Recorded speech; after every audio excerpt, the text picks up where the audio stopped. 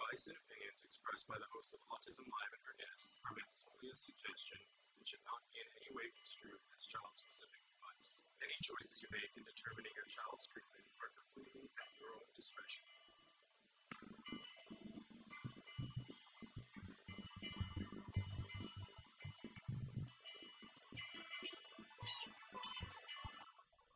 Good morning and welcome to Autism Live. I'm Shannon Penrod, and I'm a proud pony, a parent of a neurodiverse individual. So thrilled to be here with you this morning. Fingers crossed, because we've had a lot go wrong this morning. We've gone through several different guests that were supposed to be with us this morning. That various and sundry things happened, and none of them could be here. We had a topic that was ready to go for a film, something we were filming on Monday. So we had a PowerPoint for that. For some reason, the PowerPoint won't send. We tried it another way and it wouldn't do. So it doesn't matter. We're going on without it because we can do it without PowerPoint. PowerPoint's just a thing for you guys to look at. But it reminds me, you tell me if you guys ever have this where sometimes you feel like the universe is saying no, but you're not sure whether it's the universe saying no or the universe saying, how bad do you want to do this? Right? Because your reaction to it is just different based on what that is. Because sometimes you try to do something and it's like beating your head against the wall and you're like, it's just not going to happen today, right? We all have had those days, right? But then there's other days where it's like you keep getting the no, the no, the no. But for me, the question always is there a way? And of course, for this morning, it was, are we doing a live show? But it makes me think about my son and all the decisions that we had to make in order to be where we are today. And there were so many times when it seemed like the world was going to change and we weren't going to be able to do therapy. And there were things that were so insurmountable. I talk to parents every single day, and I hope that they know because they're facing these things, right? And when I'm talking to them, I wasn't facing the same things, but I was facing the same kind of things where it seems impossible, right? And sometimes you just have to keep asking the question, is there a way? Is there a way? Is there a way? And then if there is, you gotta take your chance. So we found a way this morning. We found a way. And we're going to be talking with you today about a topic that is very near and dear to my heart, which is teaching play. So we're going to get to all of that in a couple of minutes, but we might even have time to take questions. We're live right now on Facebook, YouTube, and Twitter. And I hope that for those of you who are watching live, if you have a question, that you'll write it in. You know I love to hear from you. We know that, and by the way, our fabulous Chris Desmond, who always finds a way. I mean, thank God for him. He always finds a way. He's showing you on the screen right now all the different ways that you can watch the show live. And of course, ways that you can listen to it in podcast. And we know that the vast majority of you do that. You listen in podcast. That's wonderful for us. We appreciate that you like taking us with you. It is a free download wherever you get your podcasts. We encourage you to subscribe, like, share, review. All of those things help us to stay on the air and help for more people to find us. We don't have a big advertising budget. In fact, we don't have an advertising budget. Can I say that? We've been on the air we're starting, I always get confused. Are we starting our 14th year or 15th year? I can't do the math. But we have been doing this for a while. Let's say that. And I think sum total of the amount that we have spent on advertising is still under $500. That's really very accurate. We count on you to let other people know about us. And if you find something that you like here, please share. One of the things I see everybody do on Facebook is if you have a friend and you're watching the live feed and you put their name. Now, I wouldn't do that without their permission, but if you put their name in a comment, it then sends them a message and it takes them directly to what it was that you were watching so that they don't have to go looking for it, right? We're everywhere, but it takes a minute to find us. And a lot of times we don't have time for that. So please, whatever way you can help us to be found, right? That keeps us on the air and keeps us going. So I also want to say, for those of you who download the podcast for free, we're so thrilled that you have the opportunity to do that. You, of course, know that you are going to get some advertisements in that. That's sort of the trade-off for it being free. because it does cost us money to put that into the zeitgeist for you. So that is how we defer that cost. Now, if you're somebody who really doesn't want the advertising, simply go to glow.fm/autism-live for $5 a month. You can get everything that we do at the Autism Network in your inbox, ad-free, $5 a month. That means Autism Live, Ask Dr. Doreen, and all the other shows, glow.fm/autism-live. So you have that choice. But I appreciate the fact that many of you enjoy getting it for free, that you're loving the ads and embracing them so that you can get this information for free. We work really hard to make sure that there is that option, because I know for some people, $5 a month is more than you can afford. You need to put that towards something else, your child's medicine, your own medicine, an iPad, whatever it is that you need. So we try to make it available to you. And we've worked really hard over the years to make that happen. Okay, couple of things I want to let you know too. Boy, it's really heating up over here. We're packing to move, and we've been filming a lot of episodes for April. So we're all exhausted and we're ready. We're like, bring April, bring it. It's time. Bring it. We've got an amazing schedule that we're going to be putting out by Monday. I'm swearing to it. By Monday, you'll have the full schedule for the month of April. There's some highlights that I want to point out to you.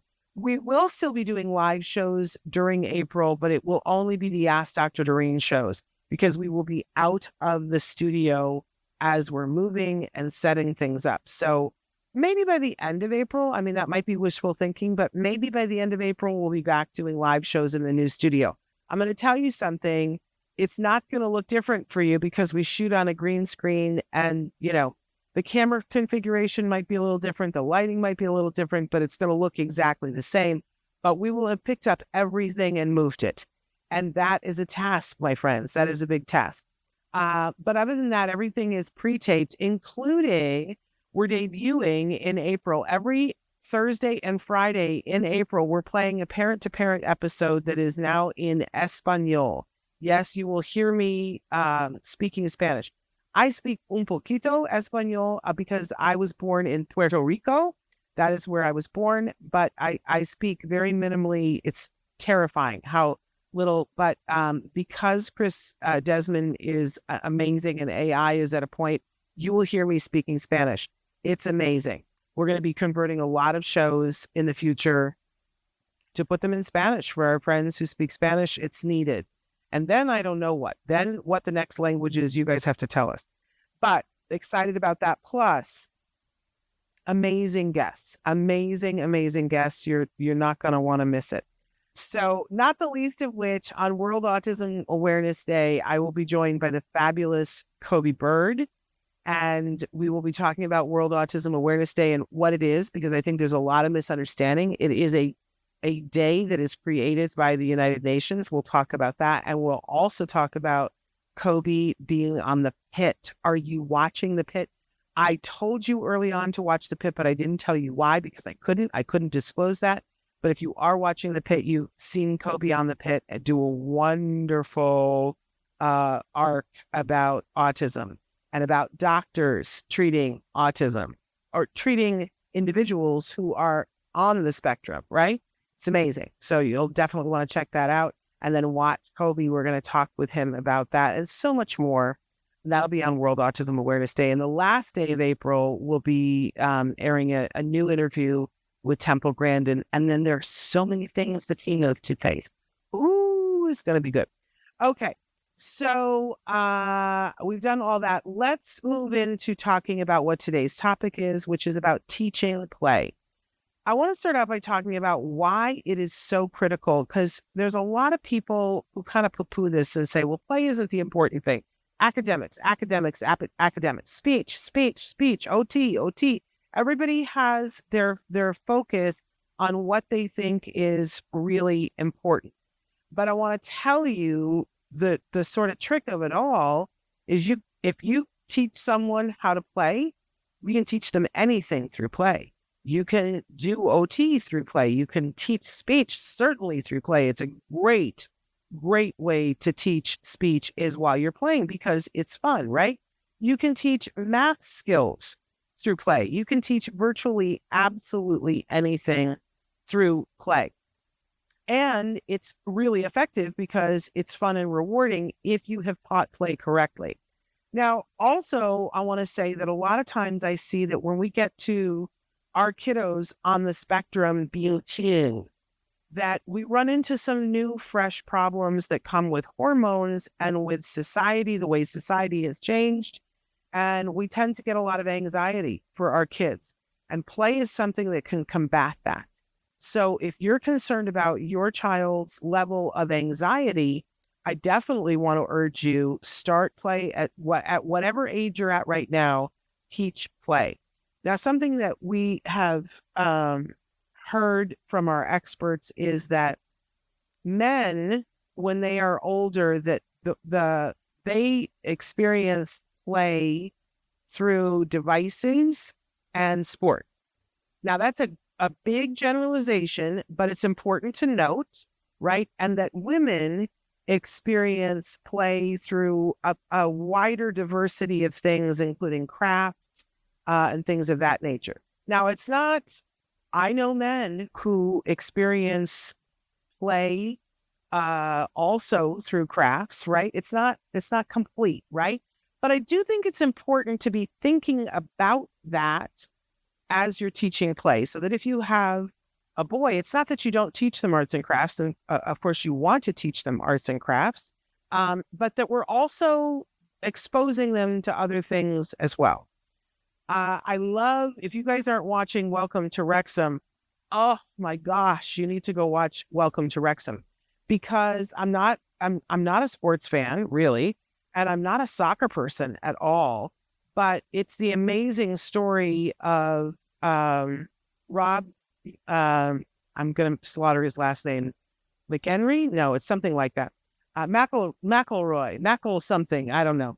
But that's terrible. And he always says nobody knows his name. It's part of the show. And Ryan Reynolds, together, they buy a soccer team. This is in real life. This is a docuseries. They buy a soccer team in Wales that is about to be defunct because it's just all been abandoned. And it's like a social experiment. If we help this team, can we help the community and revive the economy? It's been brilliant. But of course, like all things, my friends, they discover that there is a huge theme of autism that runs through this team. First of all, there are a group of fans that come to watch the show that are on the spectrum. They're huge fans. And then, of course, one of their star players agrees. He leaves an A-League soccer team to come to this team that's floundering. Why? Because he has a child on the spectrum and he wants to spend more time with it. So we see those two stories converge and become more things. So, but we also see in Waiting for Wrexham, I'd never gotten this before watching. There's a very special episode where they talk about why sports are so important to men. And I never got this before. I never saw it. I never realized it. But they have all these stories of men with their fathers or with their friends going to sports games. And you go, duh, it is the way they socialize. Now, is it the only way that men can socialize? It is not. But I think it's important to expose our kids to it so that they understand that aspect of it. Whether that means, you take them to a Super Bowl party and they've been exposed to it, or whatever. I think it's an important element of our society to expose our kids to. But what I want to do right now is talk about the 4 basic types of play that look at you. You're so good. You got the PowerPoint to work. I want to, or maybe just this one, but that's okay. There's 4 basic types of play that we want to teach, and then that's the scaffolding upon which we can build anything we want to teach a person to play. But I started to say too, when our teenagers, they have anxiety, one of the things that we realize is that they don't know what to do with their free time. And this goes into self-care, right? That yesterday we had a very big day of filming, and I knew that I needed to do something that was not taxing for my brain afterwards. I knew that for me, self-care wise, I needed to not think. So that meant we weren't going to watch the movie where I had to keep track of every single plot point, right? I wasn't going to do something that was super difficult. I needed to do something that was really leisure and relaxing. And if we don't teach play to our kiddos when they get to the teen years, we see that they're going to struggle socially. We see that they're going to struggle with self-regulation, and we see that there's potential to seed anxiety, all of the things we don't want to do. And on the flip side, if we teach them good play skills, they're going to know how to fill their time. They'll have better self-care. They'll have better self-esteem. They will have better socialization. So if that's not enough reason, I go back to, and you can teach anything through play. So here are the 4 basic things that we want to go through and teach our child so that they have a basis from which to play. And the first one is functional pretend play. The second one is symbolic play. Then there's imaginative play, and then there's sociodramatic play. Now, they don't have to be taught in that order. Although, if you really are at a place where your child is not playing, it's okay to teach them in order. They kind of build upon each other. But it's not hard and fast rule. If you find that your child kind of gets the sociodramatic play, great, go there and do that.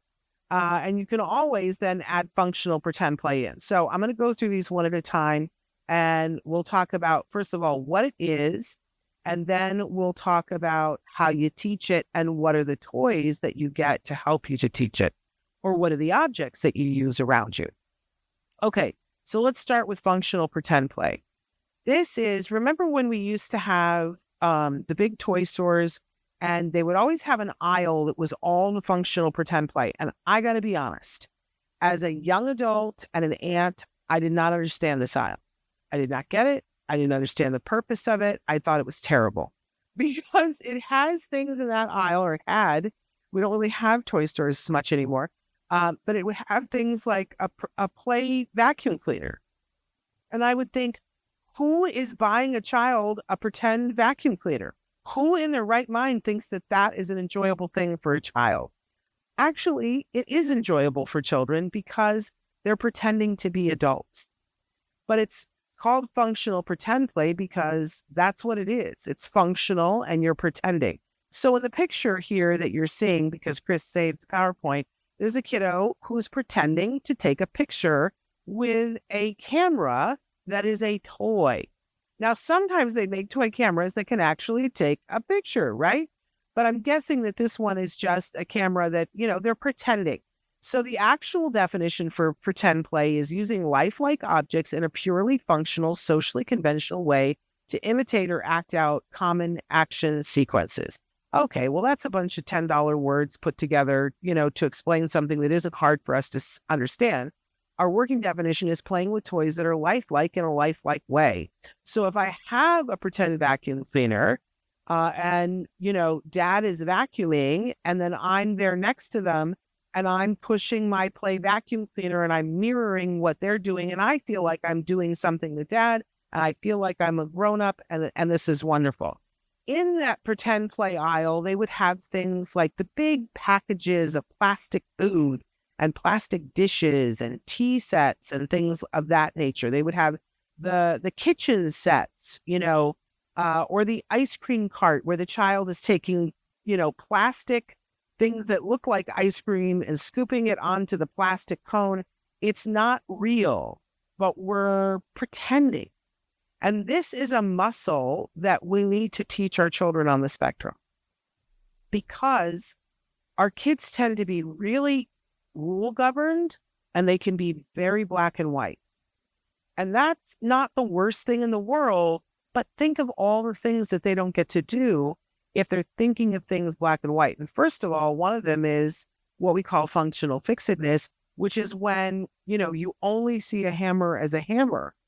But, any woman will tell you that, a hammer can do all kinds of things. It can be something that you set something on, right? I'm also thinking, because, we also take the back of our shoe and use it as a hammer. That comes later. But you know, being able to be flexible about using objects and pretending helps us to work on things that would be hard to work on otherwise, because we can work on dinner time rules, right? But how often do we have dinner?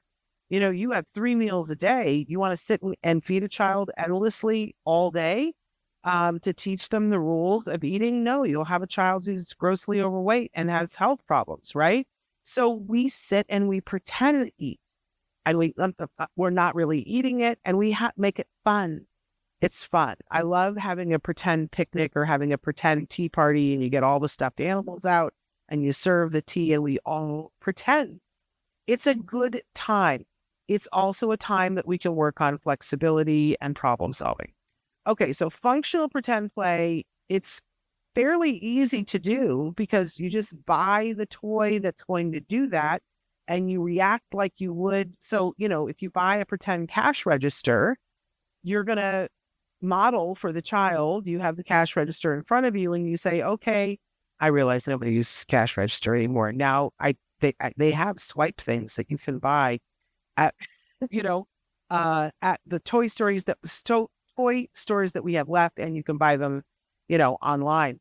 But, so you have the card swiper and you say, okay, that'll be $34.24. And the child hands you the credit card and you swipe it, then you change roles. And you're the person that's buying something, and so you really just have to interact with the object the way you would in life, and you just pretend, right? Your child will learn so much. I always think it's important to be silly and break the rules, because that's when you teach flexibility. So if I'm playing the customer, I don't take the credit card out the first time. I go, here's my finger. Let's scan my finger. And then the child, says to you, no, that's not how it works. Kids are so bright. I remember I have a Saratoga trunk because I'm from Saratoga, New York. And Saratoga trunks are the trunks that have the hump back, right? So I have this amazing antique Saratoga trunk.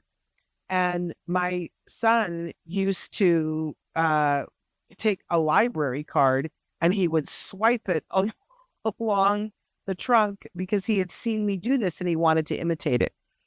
And he was young when he was doing that, excuse me. So they want to be doing this. They see things and they want to be doing it. This kind of play affords them the opportunity to do that, and it affords a safe place for them to problem solve when something doesn't work, right? So functional pretend play, basic, easy, but it does involve buying the toys or getting them hand-me-down. There are amazing things on Pinterest. Like I always wanted to get Jem one of the kitchen sets so that we could play kitchen. And they were expensive and they took up a whole lot of room. The things that you can do now are so clever. They have amazing things on Pinterest where they show how you build it from cardboard, and that you can do it and decorate it and have them help, and it's just as good, right? Or taking something, you go to the Salvation Army and you buy one that's fallen apart, and they have all these amazing parents that redo them, refurbish them, and they're better than anything. I really love, there's a company, we featured them and not this year's toy guide, but in the two before, that they make fabric things that go over the back of a chair. So they have like a pizza parlor, and they have the ice cream cart where they have an oven. And so you put it over the back of the chair, it covers the chair, and it turns the chair into an oven for the kitchen. So clever. And then when you're done playing, you just go foop and you fold it up, and it doesn't take up all that space. Love it. It's all functional pretend play. It's really good for your child. Okay, so once your child has functional pretend play, then you can move on to symbolic play. Now, this is a whole other, this is a whole other kettle of fish, because with the functional pretend play, we had actual stuff that looked like, a toy version of the actual stuff. Whereas symbolic play, we're going to do things a little bit differently. We are going to take something that isn't something, and we're going to endow it with the qualities of whatever that thing is. So I've got my cell phone, and I can turn my cell phone into a train. All I have to do is go choo choo, chugga chugga chugga chugga chugga chugga, and now my cell phone is a train, right? I can pick up my glasses, and I can decide it's a spoon, and I can be licking it, you know, uh, right? Kids lose their mind when you do this because they're like, that's not, a train. That's not an ice cream cone. That's not a spoon, right? They're used to the rules.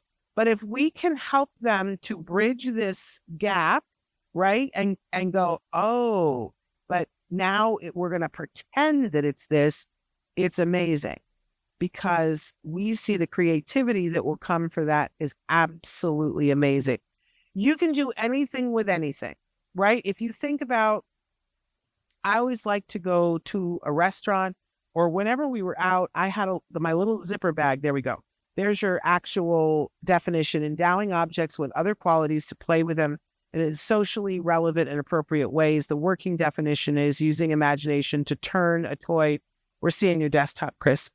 To turn a toy into a functional toy. So you can take it out. We don't actually even need it, Chris. But anything can become anything. As I was starting to say, I like to go to a restaurant and I liked to carry the zipper bag that my mom had given my son. And in each little zipper pocket, it had a different toy that was in it. But sometimes we would go with somebody else in their car and whoopsie, the zipper bag didn't come. And so now we're at the restaurant. We've got no toys, nothing to do. And it really becomes an exercise in how creative can you get, how fast. So you can take absolutely anything that's sitting at the table. And I can take my iPad and I can turn it into a play phone and I can go, hello. Oh, it's for you. It's grandma. What? Oh, what did grandma want to say to you? Oh, grandma wanted to tell you what a wonderful boy you are and that you're doing a good job. Can you show grandma how to do whatever? And then, and the child at first is going to be like, I don't understand. Grandma is not there. But the more you do it, there's just a moment where they get it. They go, oh, this isn't real. We're pretending. And then they talk to the imaginary grandma on the phone.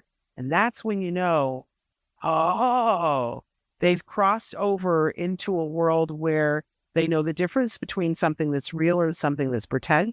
It helps to be a little silly with it to help them to know, okay, we're doing pretend. But sometimes this makes people uncomfortable. They're like, oh, but, aren't they going to have a difficulty understanding reality? No, they'll have no difficulty understanding that, but it will help them to be able to deal with the world. Because, sometimes things happen and the reality of it is too much, right? Having a place that you can go to in your brain, and I think that our kids already do that. I think that's part of autism is that they have extra space in their brain where they've got a space where they can be that isn't us, right?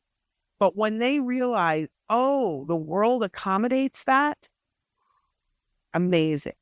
And then they are allowed to be creative themselves. So at that point, that's when we want to move into imaginative play. So imaginative play, actual definition, using imagination to create objects, locations, scenarios and situations where they don't already exist for the purpose of play.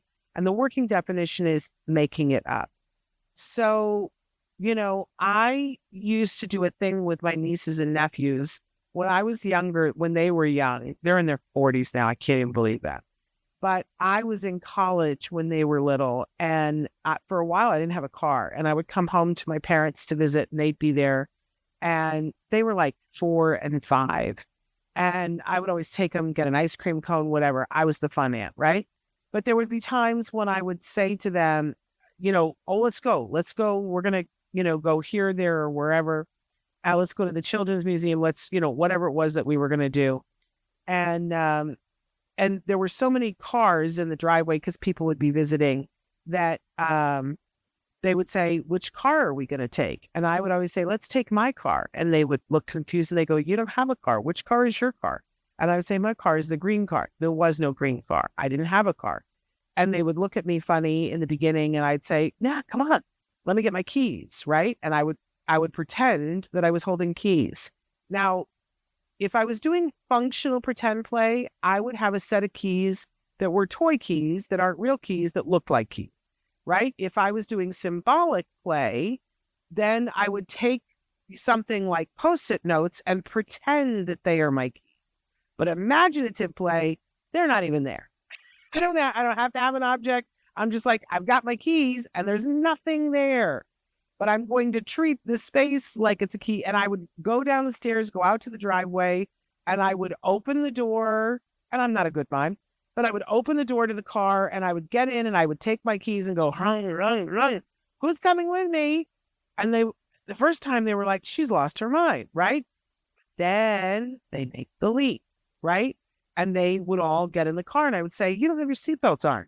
Put your seatbelt on. And they would put on their seatbelts, right? And we would jog around the block laughing the whole time. And I'd be going, beep, beep, braking. Let's turn on our blinker. No car. No car. So much fun. They still talk about this. They do this with their own kids now. It's a good time. And what did we learn while we were doing that? Well, we learned putting on your seatbelt, right? We learned about putting our blinker on.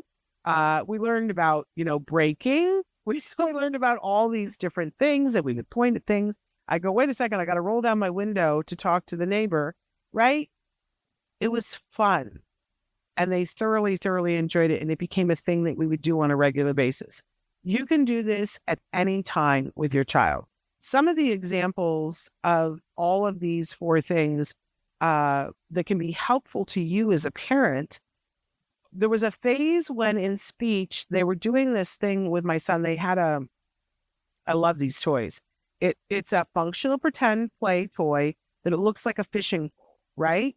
But it's got a little magnet at the end of the string and it comes with like some fish and the fish on their mouth have the other end of the magnet. So the child can functional pretend play fishing, right? So Jem would go to speech.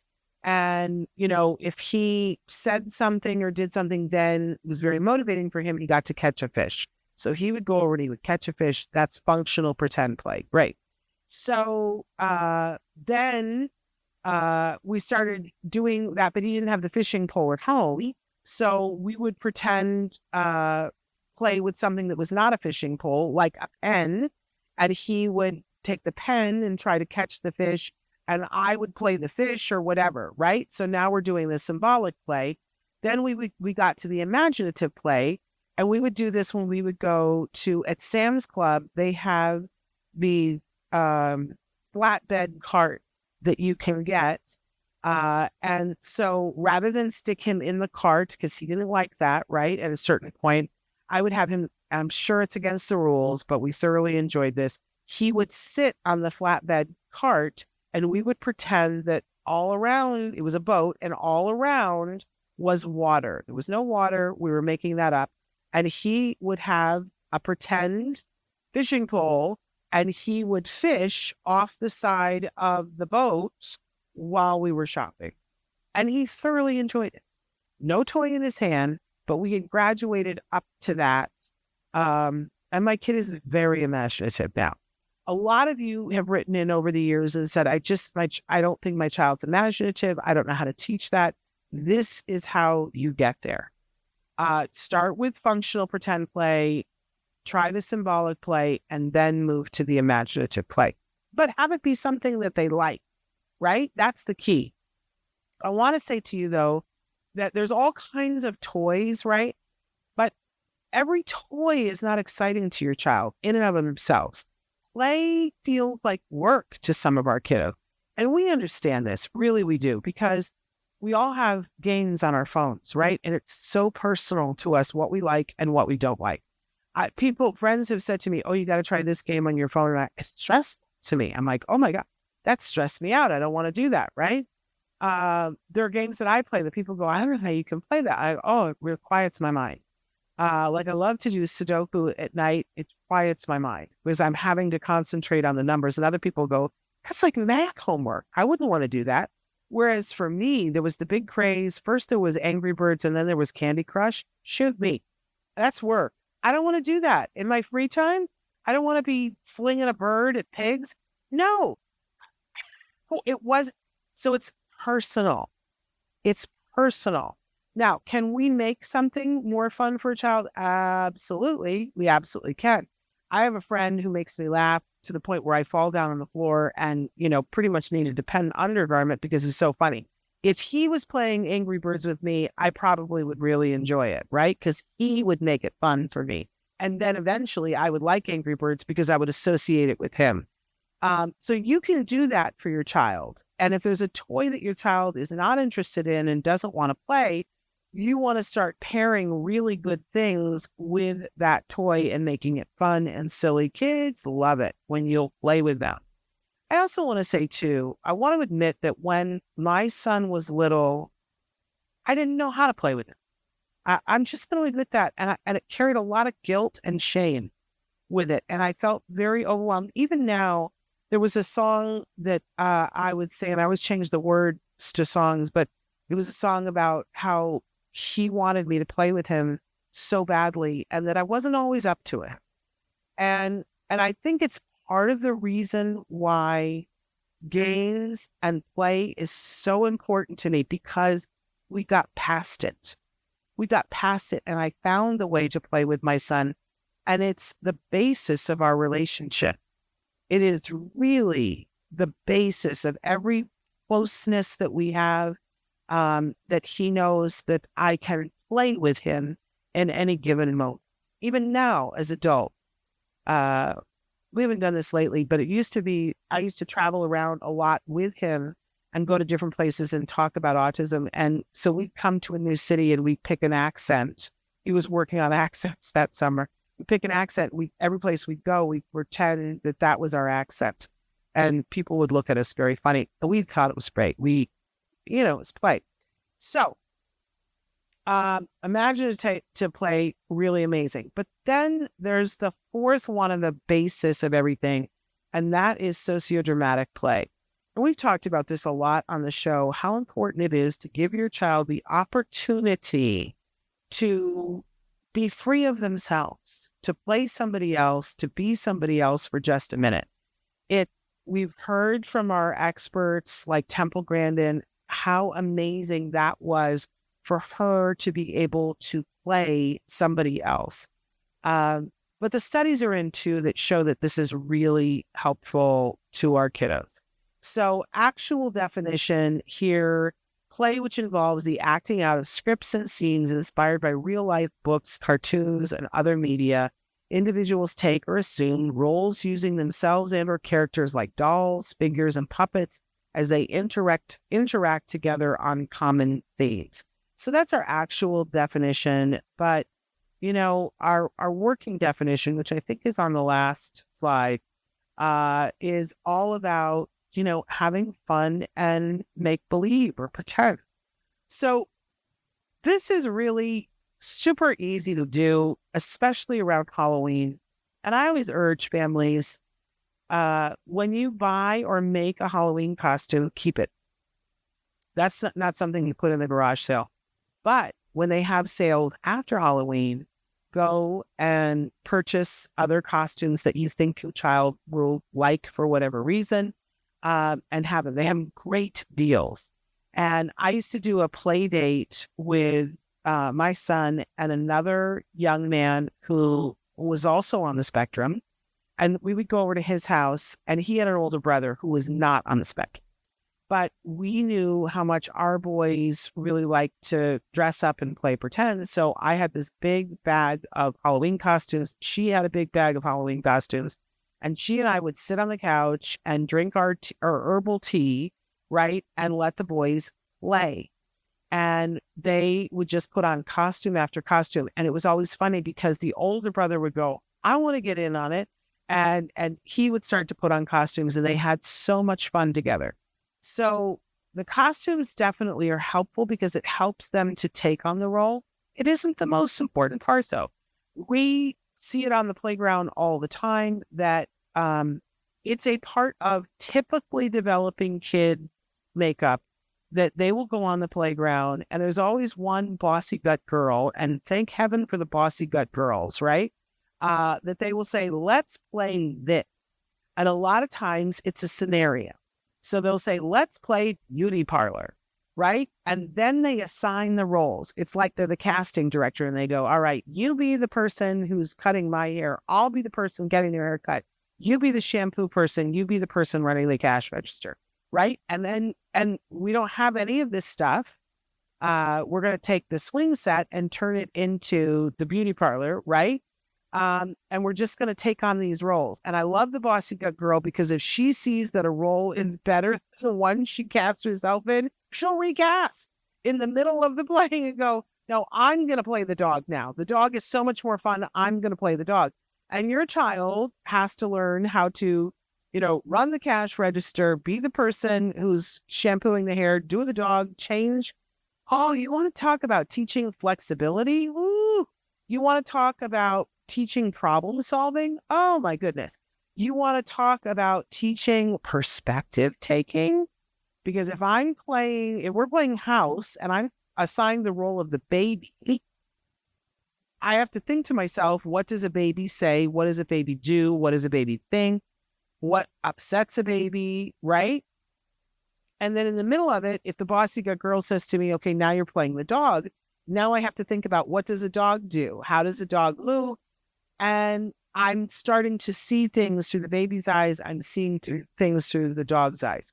It's very common on a playground to play fireman or, whatever the scenario is. Kids, I love Happy Homestead. Is that how you say that? She says, I was that girl.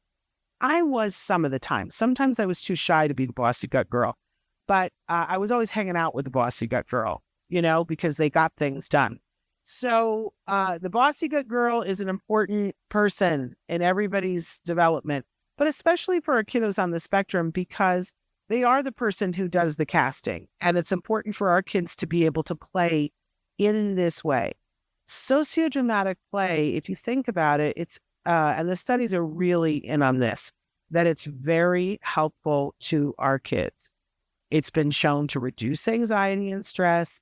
It's been shown to increase social skills. It's been shown to help with problem solving.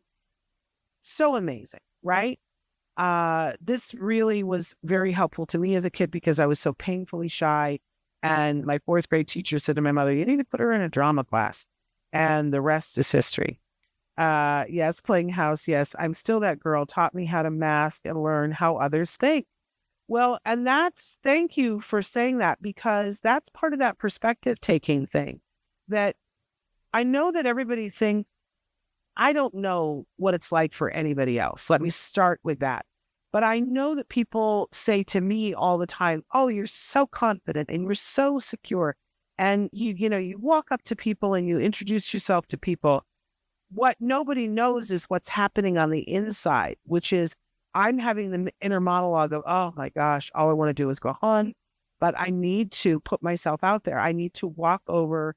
Other people are feeling anxious too. I need to it's funny because when I was in high school, there were a group of us that were theater geeks and we had what we called our alter egos, which I think is in the neighborhood of when my friends on the spectrum talk about masking. It's a much different thing, but it's the way I can understand it is that sometimes I would pretend to be Peggy Turner.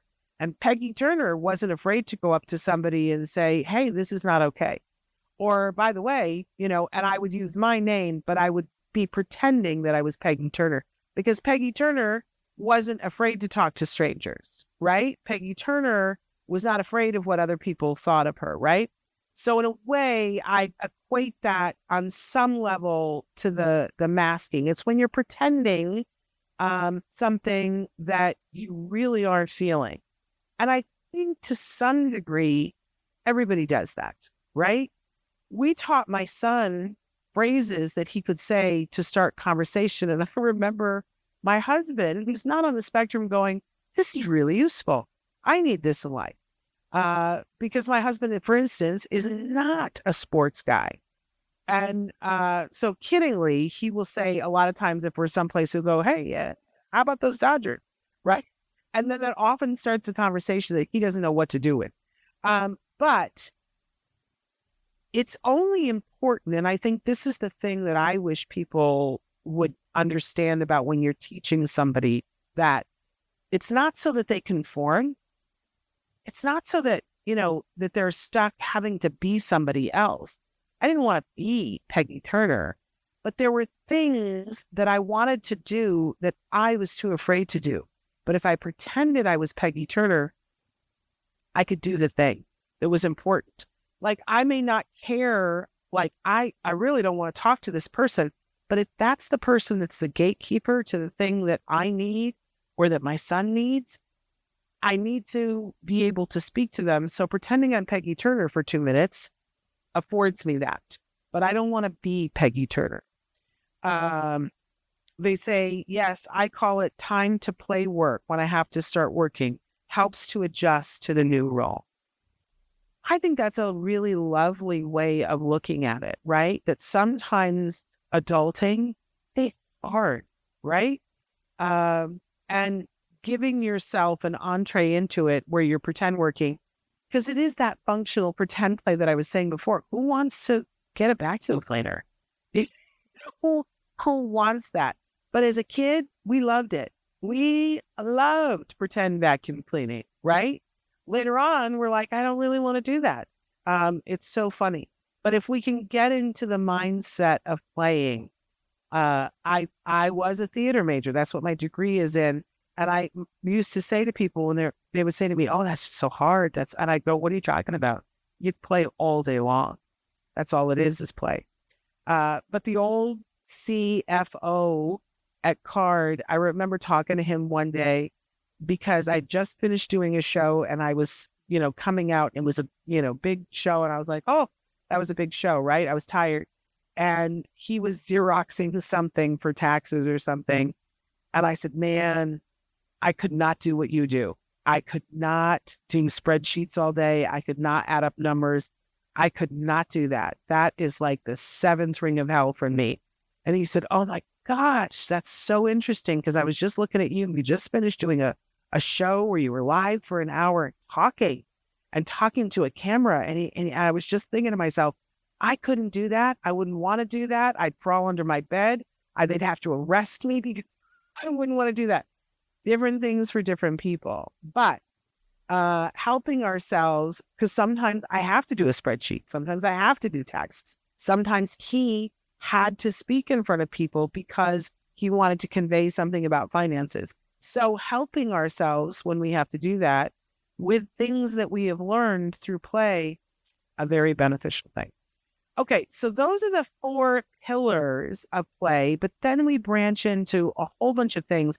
By the way, all of these things and lessons to go with them to help teach them are available in the skills program, skillsforautism.com. And, they're classified under those things, but there's a whole other tons of lessons to teach play, starting with reading books and doing nursery rhymes, doing sand and water construction play, because those are important for texture and things of that nature, doing arts and crafts, which I think is absolutely pivotal, that we find ways of expressing ourselves through other media, right? Even our kids that maybe they don't want to do it for longer than a minute, it's helpful to them, reduces stress, things of that nature. There's not only sand and water construction, but there's just constructive play. And everybody thinks that that's just Legos and Mega Blocks. And I really love those toys. And I encourage you to do those toys, which are very structured. But I love when I go to a STEM event and they're building towers out of pasta. They hand 3 boxes of pasta to a group of kids and they say, who can build the tallest thing? And we'll give you 10 minutes, go. And watching those kids work, ooh, it's because they're problem solving. I've been to many events, and can I tell you, the pasta at all the events is always different. Like somebody always brings the bow tie pasta, and I'm like, oh, that's hard. It's very hard to use. But I've watched the kids string the rigatoni on the linguine to get to height. I've watched somebody build a building out of lasagna that had to be earthquake proof because they were going to jiggle the table, and you had to build it out of lasagna noodles, but you had to reinforce the structure. So, to see all of these kids of all different types and abilities, and they all were just like, oh yeah, I'm going to build that pasta tower, or oh, I'm going to build that building out of lasagna noodles. Absolutely. I love that they've written in and said, is there play with animals instead of Legos? Absolutely. There's a whole section on understanding animals and play with animals because it's so important. And there again, we can look at all the things we just talked about, and they make functional pretend plays like Shine in particular. We featured them in last year's toy guide. They make really realistic miniature versions of animals that kids can play with, and they come with all kinds of information about what this animal does and what it says, and that's a great way they also have functional pretend plays for pets that we featured a wonderful dog in this year's toy guide that was from VTech that had its little carrier and had all of its brushes and treats and everything with it. So the child would take care of the toy, but they're learning how to take care of a pet, right? But the Shine is more the animals in the wild, things that you would see if you were going on safari or things of that nature. But then, you graduate up into more things where the child is actually pretending to be the animal themselves, or interacting with someone as if they are the animal. And then we get into putting on a costume and pretending that you're the tiger or pretending that you're the kitty. I think that it's so important that we be teaching that to our kiddos so that they begin to understand nature and the animal kingdom around us, because I see a lot of people who don't think of animals as being living, breathing things. They're not kind to them. They're not considerate to them. They don't, in their day-to-day, are not focused on, am I leaving this planet in a place that's okay for a baby penguin, right? I love that everybody has been here in California. We've all been watching, I can't think what their names are, the two eagles sitting on their baby birds. I haven't seen it in like a week, so I know they had a snowstorm, but having that kind of thing be important to adults, good modeling of that behavior for our kids.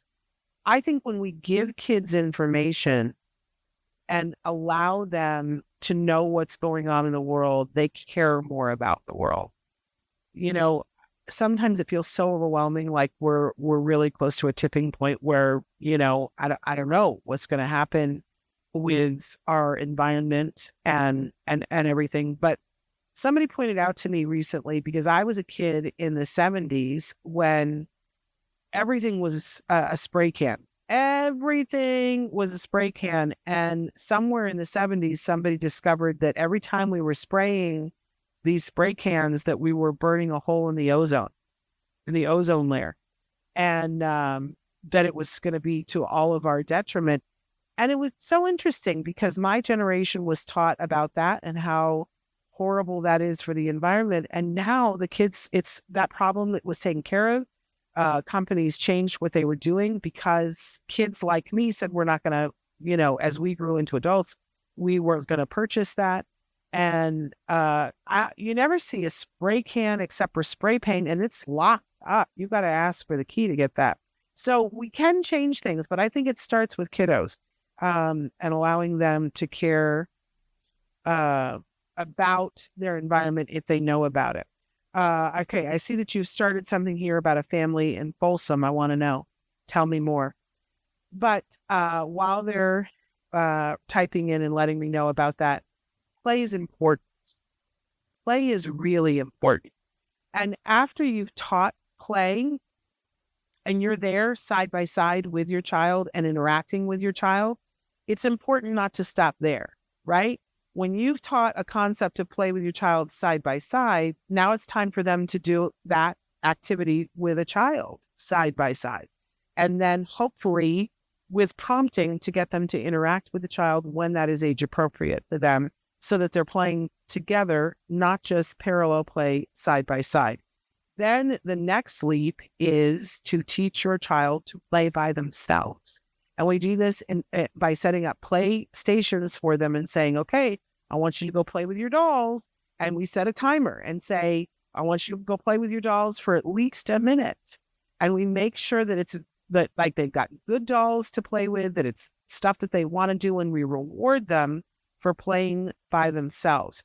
Then we teach them play stations. So we'll set up like 5 individual stations with pictures and we'll say, okay, now I want you to play with this. And then a timer goes off. We go, okay, it's time to go play with this. And sometimes we give warnings of it because that's what starts happening in kindergarten.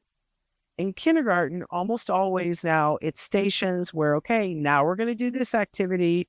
And then the bell tinkles and everybody moves to the next activity. Our kids need to be able to transition. And starting with play not only helps them to teach that, to learn that transitioning is okay, but they're also learning skills that are going to save them when they're teenagers. Because right now I'm playing this video game, but now I've had enough of that. Now it's time for me to go be with people. And a lot of our kids get stuck in that, well, I'm playing this game and I have nothing else to do. And I'm tired of it even. I'm just exhausted, but I can't pull myself away. We don't want it. That's when our kids become fixated on something. Listen, I'm all about passion. If they want to do something and they're passionate about it, but I don't want them to be stuck, right? Passion, fabulous. Stuck, not so much. Okay. Yes. Autism Journey with Elijah says, hello, Shannon. I missed the show, but always I do replay. Happy Wednesday. So thrilled that you're here. You have an amazing little guy that I think plays really well. I see what they were talking about. The Eagle family. There's an Eagle family in Folsom too. Wonderful. It's so much fun when we, as a society, get together and watch. And I love how they're doing it so that it's a telephoto lens, so that they're not all up in the business of the Eagles and their babies, but keeping an eye on things. All right, my friends, we're out of time. Got a great show for you on Monday with a great guest. All of next week is wonderful. In fact, I'm told that we do have Dr. Kripke on Tuesday. We'll see. But we have a full week of shows next week. And then when we come back the week after, even though the 31st is a 30th or the 31st, whatever that Monday is, we're starting April a day early, is what I'm trying to say. So our programming will start on that Monday. And it's going to be off the chain. So, yes, I know he loves to play, and that's a wonderful thing. And he's a lot of imagination, and that's going to serve him really well throughout his life. I can't wait to see when he is older who he becomes and what he does with that creativity and that imagination, because he is gonna, he's a powerful personality. And there's no moss growing under his feet, is what my mother would say. He's going to do something really remarkable. I know this. All right, you guys, we're out of time, but we will be back on Monday. Until then, give your kiddos a hug from me and one for you too. Bye-bye for now.